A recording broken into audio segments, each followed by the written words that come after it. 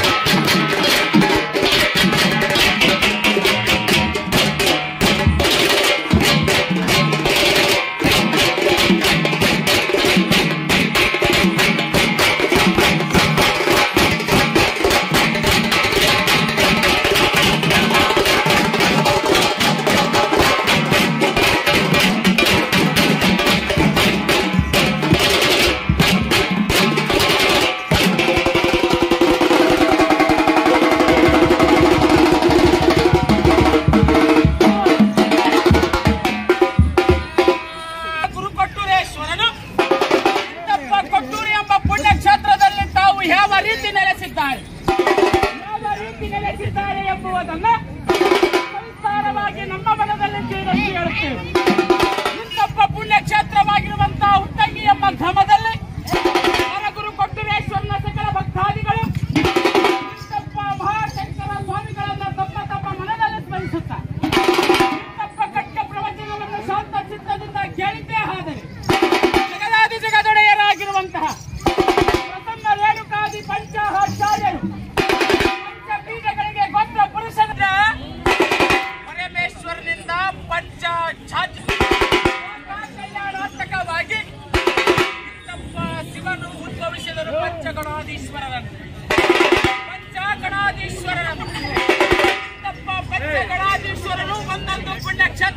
ತಾವು ನೆಲೆಯೂರಿ, ಒಂದೊಂದು ಪುಣ್ಯಕ್ಷೇತ್ರದಲ್ಲಿ ತಾವು ನೆಲೆಯೂರಿ, ಶರಣೆಂದವರ ಬಾಳಿಗೆ ಆಶಾ ಜ್ಯೋತಿಯಾಗಿ, ಒಂದು ಬೆಂದವರಿಗೆ ಆಶಾ ದೀಪವಾಗಿ ತಪ್ಪ ಒಂದೊಂದು ಪುಣ್ಯಕ್ಷೇತ್ರದಲ್ಲಿ ನೆಲೆಸಿರುವ ಕಾರಣ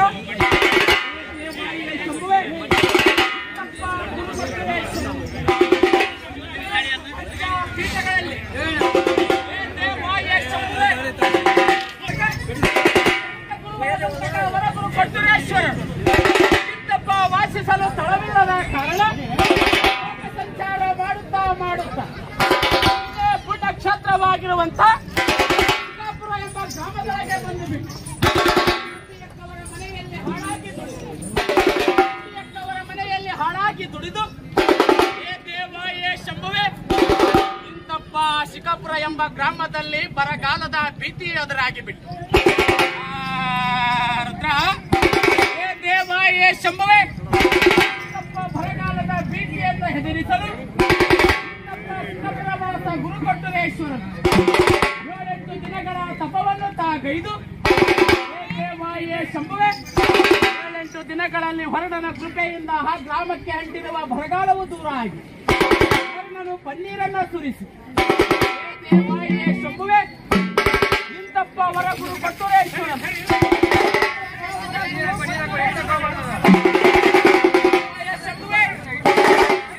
ವರ ಗುರು ಕೊಟ್ಟರೇಶ್ವರ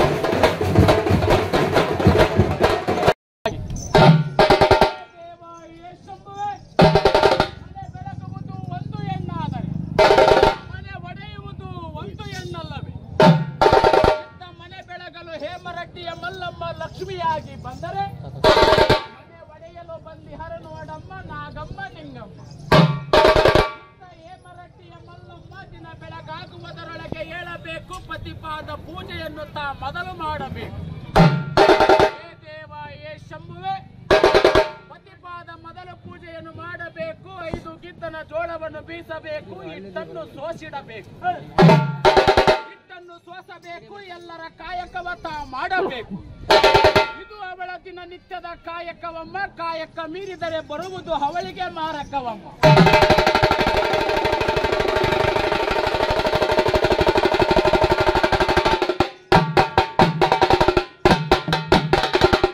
ಇಂತಪ್ಪ ಹೇಮರೆಡ್ಡಿಯ ಮಲ್ಲಮ್ಮಳಿಗೆ ರಕ್ಷಿಸಿ ರಕ್ಷೆಯೇ ಮಲ್ಲಿಕಾರ್ಜುನನ ರಕ್ಷೆ.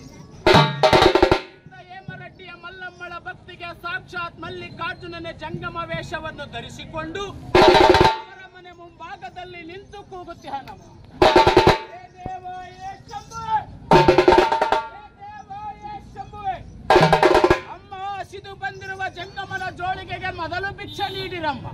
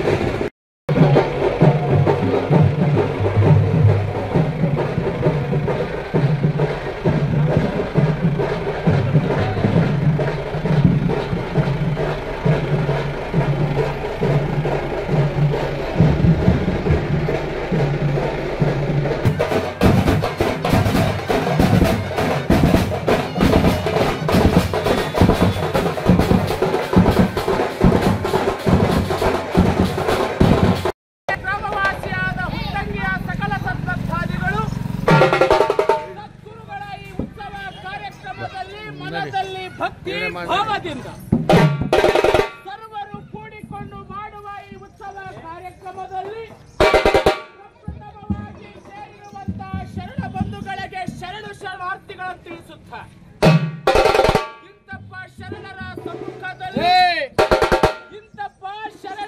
ಸಮ್ಮುಖದಲ್ಲಿ ಹೇಳುವೆನು ಒಬ್ಬ ಮಹಾ ತಾಯಿಯ ಕಥೆಯನ್ನು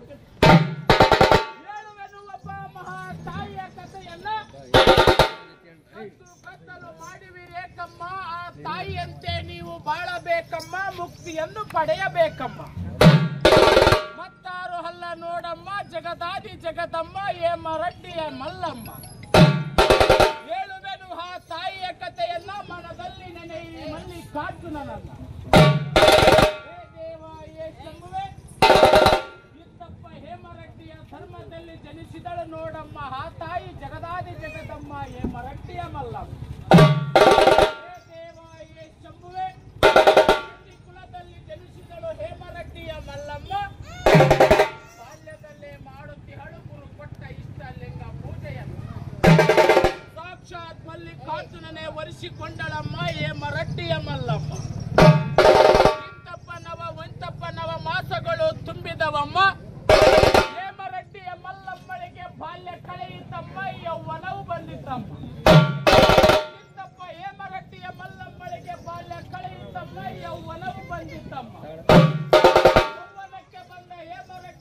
ನನ್ನಮ್ಮಳಿಗೆ ವರವ ನುಡುಕಿದರಮ್ಮ ಅದು ಯಾವ ರೀತಿ ಅಂದರೆ ಹುಚ್ಚಬರಮ್ಮ ರಡ್ಡಿ ಅವಳ ಪತಿಯಮ್ಮ ನಾಗಮ್ಮ ನಿಂಗಮ್ಮ ಅವಳಿಗೆ ನಾದಿನಿಯರಮ್ಮ ಅವಳಿಗೆ ಅತ್ತೆ ನೀಲಮ್ಮ